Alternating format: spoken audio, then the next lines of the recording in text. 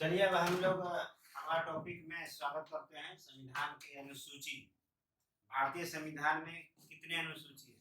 अनुसूची तो समान जानकारी हम लोग रखते हैं कि भारतीय संविधान में वर्तमान में अगर पूछेगा तो वर्तमान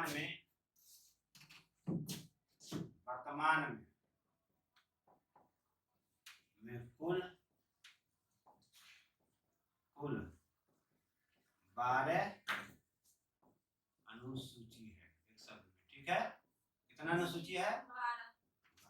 ठीक है, मूल संविधान में कुल अनुसूची की संख्या कितना था? 8। मूल संविधान का मतलब ये हुआ कि जब संविधान लागू हुआ 26 जनवरी 1950 को लागू हुआ तो उस दिन 26 जनवरी 1950 को जब लागू हुआ तो उस दिन संविधान में 8 अनुसूची था। 8 प्रथम से लेकर 8। जिस दिन संविधान लागू हुआ 26 जनवरी 1950 को संविधान लागू हुआ उस दिन संविधान में 8 अनुसूची था। बाद में 4 को जोड़ा गया, बाद में 4 अनुसूची जोड़ा गया तो 8 को तो है ही, अब 9वां जोड़ा जाएगा। तो 9वां अनुसूची जोड़ा गया प्रथम संविधान संशोधन अधिनियम। भारत में प्रथम संविधान संशोधन कब हुआ? 1951 में। तो प्रथम संविधान संशोधन 1951 में हुआ। 1951 के संविधान संशोधन के तहत प्रथम संविधान संशोधन 1951 के तहत अनुसूची में कम अनुसूची जोड़ा, 10वां अनुसूची जोड़ाया 52वां संविधान संशोधन। 52वां संविधान संशोधन में 10वां अनुसूची जोड़ा गया। तो 52वां संविधान संशोधन कब हुआ? 1985 में। 52वां संविधान संशोधन कब हुआ? 1985 में। इसके तहत 10वीं अनुसूची संविधान में जोड़ा गया। 11वीं अनुसूची कब जोड़ा गया? तो 73वां संविधान संशोधन 1993 में। 73वां संविधान संशोधन 1993 में हुआ। इसके तहत संविधान में 11वीं अनुसूची जोड़ी गई। 12वीं अनुसूची कब जोड़ा गया? तो 74वां संविधान संशोधन अधिनियम 1994 में। 74वां संविधान संशोधन अधिनियम आया था 1994 में, संविधान का संशोधन किया गया था। उसके तहत कौन सी अनुसूची जोड़ी गई? 12वीं अनुसूची। संविधान का संशोधन होता है, संसद करती है, विधेयक पारित करता है, उसी के तहत जोड़ा जाता है संविधान में, काट छाट किया जाता है। संशोधन का मतलब होता है कुछ काटना कुछ जोड़ना, लेकिन काटेगा उसी चीज को जिससे संविधान के मूल ढांचा प्रभावित नहीं हो, बदले नहीं। ऐसा नहीं कि बोलने का अधिकार दे दिया गया है और संविधान संशोधन करे संसद तो बोलने का अधिकार छीन ले, तो क्या होगा? संविधान का मूल ढांचा जो है प्रभावित होगा, चेंज हो जाएगा। क्लियर है ना? तो 12वीं अनुसूची का वर्तमान में कुल कितना अनुसूची है? तो पूछेगा 12 अनुसूची। क्लियर है? यहाँ तक क्लियर है? चलो लिखो। चलिए हम दूसरा समान जानकारी जान लेंगे। दूसरा अनुसूची का विषय मतलब 12 अनुसूची है, उसमें क्या क्या शामिल है ये आपको जानना होगा। तो पहला अनुसूची में क्या है? राज्य की चर्चा। भारत में कितने राज्य हैं? 28 राज्य हैं, तो उसकी चर्चा। और संघ राज्य क्षेत्र यानी केंद्र शासित प्रदेश, जितना केंद्र शासित प्रदेश है उसकी चर्चा। क्लियर हो गया? दूसरा अनुसूची में है वेतन भत्ता का प्रावधान। किसका वेतन भत्ता? तो संघ यानी केंद्र सरकार में जितने पदाधिकारी हैं केंद्र स्तर पे, जैसे राष्ट्रपति, सुप्रीम कोर्ट के न्यायाधीश मतलब मुख्य न्यायाधीश एवं अन्य न्यायाधीश। जैसे हम लिखेंगे सुप्रीम कोर्ट के न्यायाधीश या न्यायाधीशों, न्यायाधीश या न्यायाधीशों, तो सुप्रीम कोर्ट के न्यायाधीश मतलब सब हो जाएगा, मुख्य न्यायाधीश एवं अन्य न्यायाधीश दोनों। जब सुप्रीम कोर्ट के न्यायाधीश शब्द हम लिखेंगे तो समझ जाना कि मुख्य न्यायाधीश और अन्य न्यायाधीश दोनों की चर्चा। संसद के अधिकारियों, संसद में जितने भी अधिकारी होते हैं उसकी चर्चा, जैसे लोकसभा अध्यक्ष, लोकसभा उपाध्यक्ष, राज्यसभा के सभापति। देखो उपराष्ट्रपति नहीं लिखे, क्या लिख दिए? संसद के अधिकारी। तो संसद के अधिकारियों में राष्ट्रपति, उपराष्ट्रपति जो है राज्यसभा का सभापति होते हैं। तो राज्यसभा किसका भाग है? संसद का भाग है। तो संसद के अधिकारियों में उपराष्ट्रपति का भी चर्चा, लेकिन उपराष्ट्रपति का चर्चा नहीं है वेतन भत्ता, लेकिन क्या है उसकी जगह पर? संसद के अधिकारी। संसद के अधिकारियों मतलब लोकसभा का अध्यक्ष, राज्यसभा के सभापति, लोकसभा के उपाध्यक्ष, इसका उपसभापति और भी अधिकारी होते हैं। सबका महानियंत्रक लेखापरीक्षक। क्लियर हो गया? संसद के महान्यायवादी, महान्यायवादी भी संसद के अधिकारी के रूप में। राज्य का राज्यपाल, हाईकोर्ट के न्यायाधीश, विधानमंडल के अधिकारी, ये हो गया। तो मिल जा रहा है यहाँ राष्ट्रपति के राज्य में राज्यपाल, यहाँ सुप्रीम कोर्ट के न्यायाधीश, हाईकोर्ट के न्यायाधीश, यहाँ संसद के अधिकारी। तीसरा अनुसूची क्या है? शपथ प्रतिज्ञा। सब जीतता है, जितने भी विधानमंडल का सदस्य हो, MP, MLA या राष्ट्रपति, तो शपथ लेते हैं। हाईकोर्ट का न्यायाधीश, सुप्रीम कोर्ट का न्यायाधीश, सब शपथ लेते हैं कि मैं भारत का संविधान का शपथ लेता हूँ कि मैं देश की निष्ठापूर्वक सेवा करूंगा, ऐसा देते हैं ना, सब वही है। तीसरा अनुसूची में शपथ प्रतिज्ञा, राष्ट्रपति जो शपथ लेते हैं उनका चर्चा है। न्यायाधीशों का, मुख्य न्यायाधीश एवं अन्य न्यायाधीश, न्यायाधीशों का मतलब सुप्रीम कोर्ट और हाई कोर्ट। सुप्रीम कोर्ट का हिंदी में बोलते हैं उच्चतम न्यायालय और हाई कोर्ट को हिंदी में बोलते हैं उच्च न्यायालय। के जितने भी न्यायाधीश हैं वो शपथ लेते हैं। संसद का सदस्य, MP, MLA, MP, संसद का सदस्य मतलब MP, चाहे लोकसभा का सदस्य, संसद का सदस्य हम लिखते हैं तो मतलब समझ लेना लोकसभा राज्यसभा दोनों का सदस्य को इंग्लिश में MP कहते हैं। वो जीते तो वो भी शपथ लेते हैं। राज्यपाल और विधानमंडल का सदस्य MLA जिसको बोलते हैं, शपथ लेते हैं। चौथी अनुसूची में राज्यसभा में सीटों और स्थानों का आवंटन, किस राज्य में कितना राज्यसभा का सीट होगा इसकी चर्चा कहाँ है? चौथी अनुसूची में। पांचवी अनुसूची में SC एवं ST, schedule caste, schedule tribal, Hindi में अनुसूचित जाति, अनुसूचित जनजाति। SC को हिंदी में क्या बोलते हैं? इंग्लिश में full form schedule caste, Hindi में अनुसूचित जाति, और शेड्यूल ट्राइबल अनुसूचित जनजाति का प्रशासनिक प्रावधान कहाँ है? पांचवी अनुसूची में। अब देखो छठी अनुसूची में क्या है? तो जनजातियों का प्रशासन यानी ST, सिर्फ ST का, सिर्फ क्या है? ST का। SC ST वहाँ है। तो ये बताता है पूरे भारत को, ये बताता है संपूर्ण भारत क्षेत्र के, भारत क्षेत्र को। क्लियर हो गया? लेकिन छठी अनुसूची में ST जनजाति क्षेत्रों का प्रशासन, यानी यहाँ समझो छठी अनुसूची में अनुसूचित जनजाति क्षेत्रों का प्रशासन। तो किस राज्य की अनुसूचित जनजाति का? असम, मेघालय, त्रिपुरा, मिजोरम। असम, मेघालय, त्रिपुरा, मिजोरम में जो जनजाति है, सिर्फ 4 राज्यों के जनजाति के प्रशासन ने उसको विशेष सुविधा देना, जनजाति को उसके लिए व्यवस्था करना, उसकी चर्चा जनजाति एवं 6 जनजाति पूछेगा असम का या मेघालय का या त्रिपुरा या मिजोरम के जनजाति का चर्चा किसमें? लेकिन संपूर्ण भारत के SC और ST की चर्चा 5 में। दोनों कंफ्यूजन तोड़ देना, यहाँ सिर्फ 4 राज्य के लिए है, वो संपूर्ण भारत के लिए। क्लियर हो गया? 7वीं अनुसूची में संघ सूची, राज्य सूची, संवर्ती सूची। संघ सूची किसको कहते हैं? जिस पर केंद्र सरकार कानून बनाता हो, संघ सूची। जिस पर राज्य सरकार कानून बनाता हो, राज्य सूची। जिस पर दोनों कानून बनाता हो, संवर्ती सूची। क्लियर हो गया यहाँ पे? तो संघ सूची में कितना विषय है? 100 विषय।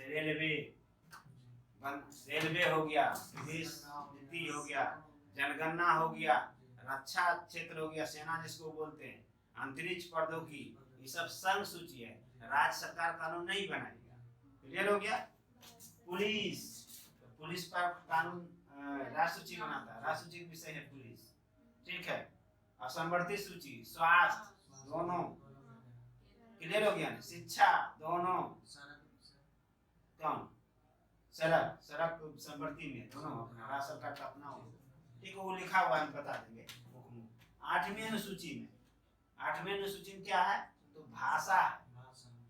8वीं अनुसूची में क्या है? भाषा। जिस समय संविधान लागू हुआ तो उस समय संविधान में कितनी भाषा थी? 14 भाषा था। वर्तमान में कितना है? तो कितना जुड़ा? 8 को जुड़ा। 8 को देखो कौन कौन जुड़ा। तो पहला 21वां संविधान संशोधन 1967 में सिंधी जोड़ा, यानी 15वां भाषा कब जुड़ा? 14 तो पहले है, 15वां कब जुड़ा? 21वां संविधान, तो 15 हो गया ना। तो प्रथम बार संविधान लागू के उपरांत प्रथम बार भाषा जुड़ने वाला भाषा कौन था? सिंधी। हो गया ना? 14 15वां हो गया। अब 71वां संविधान संशोधन में 1992 में 3 भाषा जुड़ा, मतलब 16वां 17वां और 18वां। कौन कौन है? 16वां, 17वां, 18वां। क्लियर हो गया? हुआ ना? क्रम से है। ये हुआ 15वां सिंधी, 16वां कोंकणी, 17वां मणिपुरी, 18वां नेपाली। क्लियर हो गया?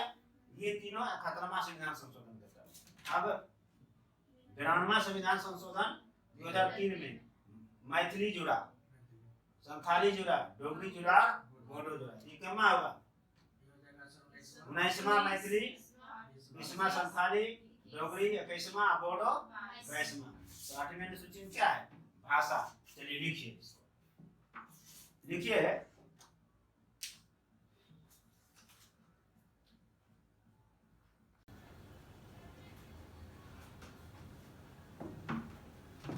अनुसूची। हम लोग देखते हैं अगला 9वीं अनुसूची। वर्तमान में कुल अधिनियम की संख्या कितना है 9वीं अनुसूची में? 284 है। 284 विषय 9वीं सूची में डाला गया।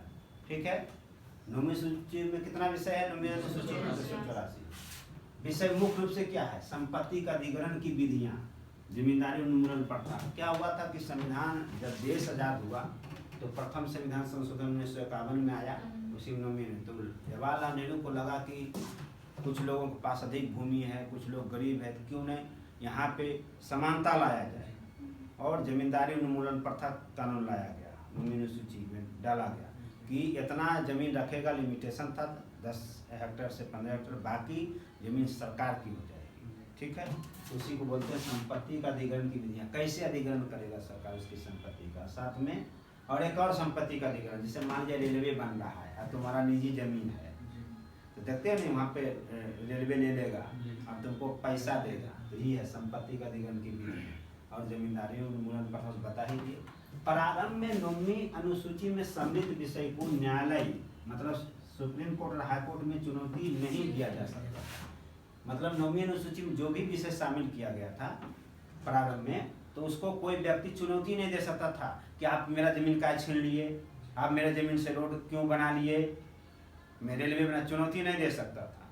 ठीक है, सरकार जिसका चाहे उसका ले सकता था, उसको उचित मुआवजा देता था, और कोई ढेर जमीन है तो उसको ले लेता था जबरदस्ती, कितने रखोगे, जमींदारी प्रथा खत्म। लेकिन 2007 में से लेकर अभी यानी वर्तमान तक, अब 9वीं अनुसूची में सरकार कोई विषय डालेगा तो चुनौती न्यायालय में दिया जा सकता है। चुनौती मतलब काहे हमारा जमीन ले लिए, ये बात काहे ले कर दिए, अब चुनौती दे सकता है। तुम भी जाके दे सकते हो, रिट दायर कर दोगे। ठीक है, 9वीं अनुसूची में सम्मिलित विषय को न्यायालय में चुनौती दिया जा सकता है 2007 से वर्तमान में, लेकिन सब मामले में नहीं। किस मामले में चुनौती नहीं दे सकते हो? अभी भी चुनौती तभी दिया जाएगा जब 9वीं अनुसूची में शामिल किए जाने वाले विषय मौलिक अधिकार का उल्लंघन करता हो। 9वीं अनुसूची में जो विषय शामिल कर रहा है सरकार, ऐसा लगता है तुमको कि तुम्हारा मौलिक अधिकार का उल्लंघन हुआ, मूल अधिकार का, बोलने का, खाने का, पीने का, चलने का, धार्मिक अधिकार, समानता का अधिकार, अगर ये उल्लंघन हुआ तब तुम चुनौती देगा, अगर ये उल्लंघन नहीं हुआ तो चुनौती अभी भी नहीं दे सकते हो।